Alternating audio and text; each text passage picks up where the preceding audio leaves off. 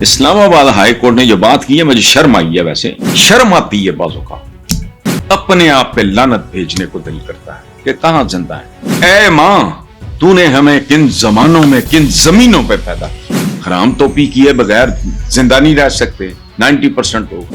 ہم نے کن زمانوں میں کن زمینوں پہ جنم لیا ہے جہاں اس طرح کی بات کرنے کی ضرورت نوبت آتی ہے۔ نظام میں تبدیلی نہ آئی تو ہمیں اس عہدے پہ فائز رہنے کی کوئی ضرورت۔ یہ ہے ایک باضمیر آپ، تب سیاستدانوں کو، ہر سیاستدان کو اپنے گریبان میں چھاننا چاہیے۔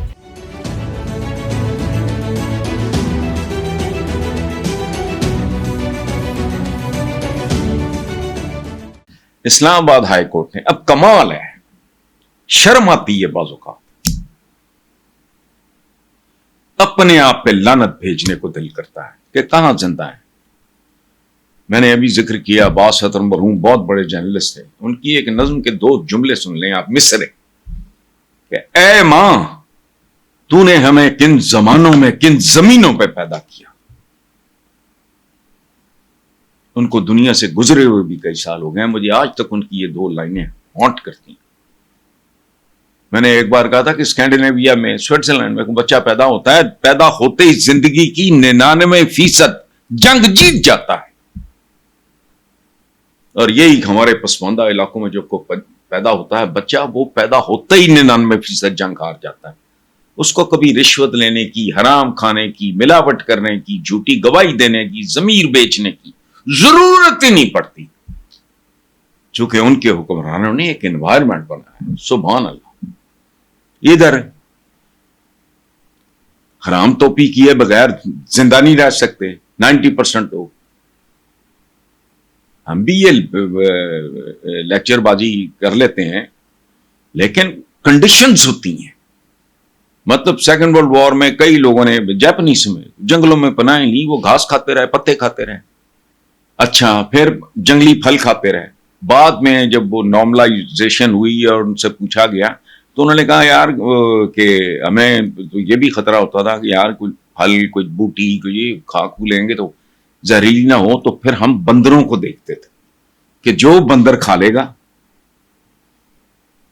یہ انسانوں کو اس کی ریاست کہتے ہیں نا، ریاست ہوگی ماں کے جیسی، تو ماں صرف دودھ پلانے کا نام ہی نہیں ہے، ماں تربیت بھی کرتی ہے۔ ادھر ماں کا اپنا کوئی پرسان حال نہیں۔ بہرحال اسلام آباد ہائی کورٹ نے جو بات کی ہے مجھے شرم آئی ہے۔ ویسے اسلام آباد ہائی کورٹ نے کہا ہے کے پی ہاؤس اسلام آباد کو ڈی سیل کیا جائے، سیل کر دیا تھا۔ سماعت کے دوران چیف جسٹس عزت مآب عامر فاروق نے ریمارکس دیے کہ آج ایک کی حکومت ہے، کل کسی اور کی ہوگی، لیکن جو یہ کے پی ہاؤس ہے یہ تو حکومت کا ہے، یہ عمل امبیرسنگ ہے، اس کو ڈی سیل کر رہے ہو۔ کہاں؟ دارالحکومت میں، ایک صوبے کا ڈی سیل کروانا پڑا عدالت کو۔ آپ نے سیل کیسے کیا؟ کچھ بھی۔ ایک تو ہوتا ہے نا کہ قانون فلانا، یہ ایک بنیادی شرم حیا کی بات ہے، اور کیا ٹھیک ہے۔ اب انہوں نے کہا کہ کسی کو ٹارگٹ کیا جا رہا ہے، میں کے پی ہاؤس ڈی سیل کرنے کا آرڈر کر رہا ہوں۔ اندازہ لگنا ہے، قابل احترام ہے یہ جج صاحب، لیکن میں سوچ رہا ہوں پروردگار، واقعی ہم نے کن زمانوں میں کن زمینوں پہ جنم لیا ہے جہاں اس طرح کی بات کرنے کی ضرورت نوبت آتی ہے۔ اچھا، ایک اور اچھی سٹیٹمنٹ آئی ہے اعلیٰ عدلیہ کے جج منصور علی شاہ صاحب نے کہا کہ ہمارے ہوتے ہوئے بھی نظام میں تبدیلی نہ آئی تو ہمیں اس عہدے پہ فائز رہنے کی کوئی ضرورت نہیں۔ یہ ہے ایک باضمیر آدمی، تب سیاستدانوں کو، ہر سیاستدان کو اپنے گریبان میں جھانکنا چاہیے۔ میں اور آپ تو نہیں سیاستدان یا حکومتوں کا حصہ رہے یا رہتے ہیں، تو اپنی اپنی زندگیاں گزارتے ہیں، یہ ٹھیکیدار ہیں۔ شرم آتی ہے ان کے لیے جو لفظ میڈیا میں استعمال ہوتا ہے، قائدین، دھر پٹے منہ ہے، رہنما۔ پرانا ایک گیت یاد آتا ہے پاکستان کی کسی فلم کا، تھا مجھے نام یاد نہیں، نہ جانے کیسا سفر ہے میرا، جہاں ہے منزل وہی لٹیرا۔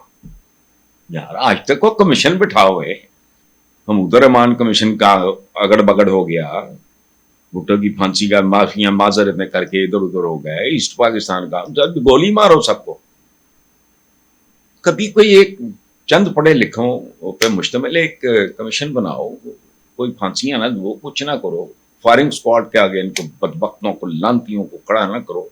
वो सिर्फ इतना तो फाइंड आउट करे कि हमने बतौर पाकिस्तानी कहां कहां मार खाई है, झोल कहां है, कमजोरी कहां है, हमारे रवैये गलत हैं, हमारी तरजीहात गलत हैं, हमारा डीएनए गंदा है, क्या है? यानी बांग्लादेश हमसे अलहदा होके हमसे बेहतर। सुभान अल्लाह, हिंदुस्तान आबादी नहीं संभाली जाती तो चीन को भी पीछे छोड़ गया है, वो भी हमसे बेहतर। वो कोई तो खुदा का खौफ करो, को अपनी पसंद के बहुत ज्यादा बेगैरत ना हो, थोड़े मोड़े छोटे मोटे बेगैरत भी चलेंगे। को पूरे मुल्क से कोई 10 20 50 बंदे 30 बंदे रख के उनको कहो यार कुछ नहीं, ब्रेनस्टॉर्म करो और 1 2 और कसम खाओ कि धांधली नहीं करोगे, वो जो बताएंगे हु इज रिस्पॉन्सिबल। ये बड़े आराम से कह देते हैं बूथे उठा के कि जी सियासतदान को गाली देना और यही जिम्मेदार है, ये ब्लेम डाल देते हैं बड़े चतर चलाक लोग हैं।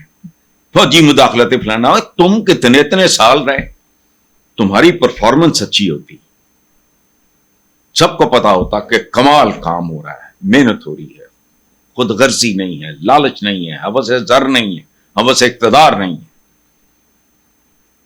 कोई जुर्रत कर सकता है?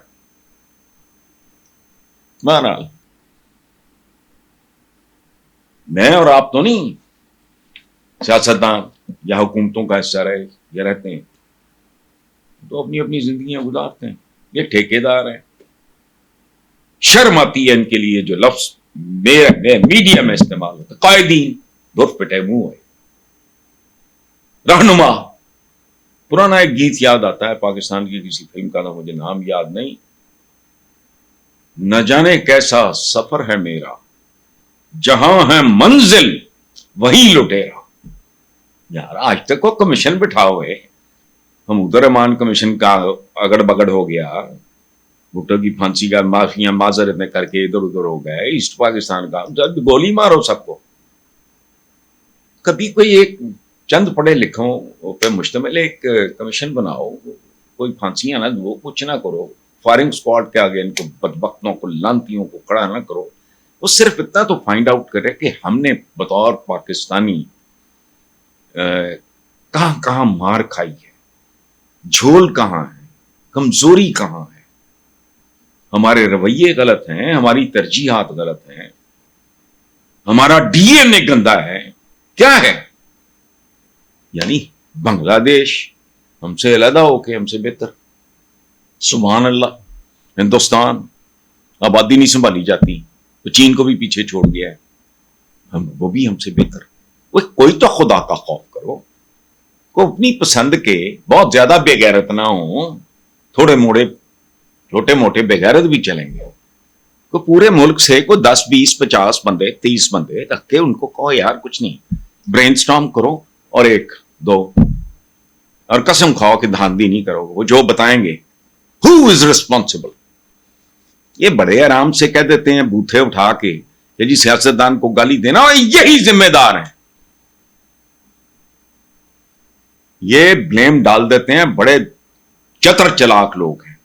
फौजी मुदाखलतें फलाना, तुम कितने इतने साल रहे, तुम्हारी परफॉर्मेंस अच्छी होती, सबको पता होता कि कमाल काम हो रहा है, मेहनत हो रही है, खुद गर्जी नहीं है, लालच नहीं है, हवस जर नहीं है, हवस इक्तदार नहीं है। कोई जुर्रत कर सकता है? बहरहाल